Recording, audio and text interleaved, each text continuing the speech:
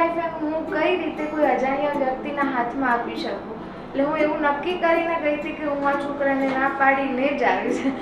First time જ્યારે મળ્યા ત્યાં એટલી બધી એક્સાઇટમેન્ટ નહોતી કે ભાઈ આવું હશે કેવું હશે, બટ જ્યારે મળ્યા ત્યારે ફર્સ્ટ ટાઈમમાં જ એવું થયું કે નહીં મારા લાઈફ માટે બેસ્ટ એન્ડ વેલ પાર્ટનર મારા માટે બની શકે.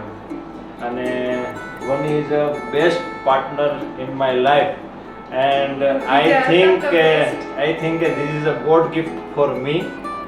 અને અમે મળ્યા એને 7-8 મહિના થયા. આ 7-8 મહિનાની સાથે રહીને એટલું તો કહી શકું કે આટલો સારો લાઈફ પાર્ટનર મને કોઈ બીજો ના મળી શકે.